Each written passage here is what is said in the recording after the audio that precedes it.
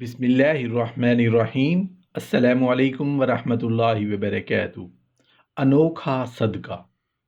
حضرت ابو ہریرہ رضی اللہ عنہ سے روایت ہے کہ رسول اللہ صلی اللہ علیہ وآلہ وسلم نے ارشاد فرمایا کہ ایک آدمی نے کہا میں ضرور صدقہ کروں گا، پس وہ ایک رات اپنا صدقہ لے کر نکلا اور ایک شخص کے ہاتھ پر رکھ آیا۔ پس صبح کے وقت لوگ باتیں کر رہے تھے کہ آج رات کوئی ایک چور کو صدقہ کر گیا ہے۔ تو صدقہ کرنے والے نے سن کر کہا یا اللہ تیرا شکر ہے، ایک چور پر صدقہ ہو گیا، میں دوبارہ صدقہ کروں گا۔ وہ اپنا صدقہ لے کر نکلا تو اس نے ایک عورت کے ہاتھ پر رکھ دیا کہ یہ عورت کہاں گزارا کرتی ہوگی۔ صبح کے وقت لوگ باتیں کر رہے تھے کہ آج رات ایک بدکار عورت پر صدقہ کیا گیا ہے۔ تو صدقہ کرنے والے نے سن کر کہا یا اللہ تیرا شکر ہے، بدکار عورت پر صدقہ ہو گیا ہے، میں آج رات پھر ضرور صدقہ کروں گا۔ وہ پھر اپنا صدقہ لے کر نکلا اور ایک شخص کے ہاتھ پر رکھ دیا۔ صبح کے وقت لوگ باتیں کر رہے تھے کہ آج رات ایک مالدار پر صدقہ کر گیا ہے۔ تو اس نے کہا اے اللہ تیرا شکر ہے، ایک چور پر، ایک بدکار عورت پر اور ایک مالدار آدمی پر صدقہ ہو گیا ہے۔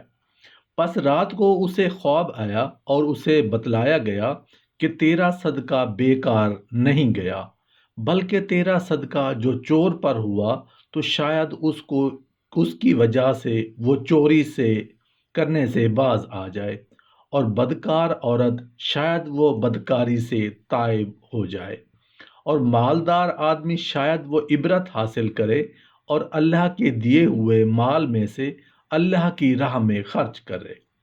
صدقہ مصیبت کو دور کرتا ہے۔ سالم بن ابی الجعد رضی اللہ عنہ کی روایت ہے کہ صالح علیہ السلام کی قوم میں ایک شخص تھا جو لوگوں کو بہت تکلیف پہنچایا کرتا تھا۔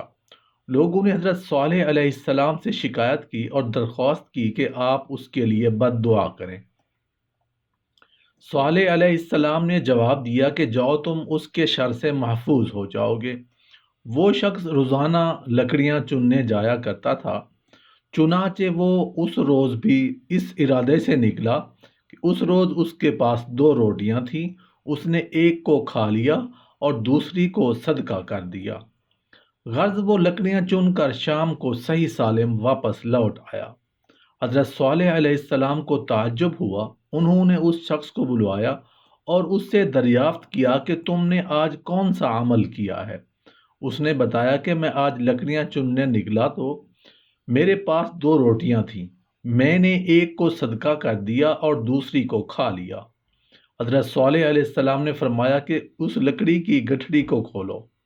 لوگوں نے اسے کھولا تو اس میں ایک سیاہ سانپ تھا، کسی درخت کے تنے کی مانند مرا پڑا ہوا تھا اور اپنا دانت لکڑی کے ایک موٹے تنے پر گاڑے ہوئے تھا۔ تو صالح علیہ السلام نے فرمایا کہ تمہارے اسی عمل یعنی صدقہ کی وجہ سے اللہ نے تجھے اس سے بچا لیا۔ فرمایا کہ دیکھو حق تعالیٰ کی کتنی بڑی رحمت ہے کہ دین کے کاموں میں خرچ کرنے کو فی سبیل اللہ یعنی اللہ کی راہ میں خرچ کرنا، کہ معاذ اللہ کیا اس میں کوئی خدا کو نفع ہے؟ ہرگز نہیں۔ یہ خرچ واقعی فی سبیل اللہ انفسکم ہے۔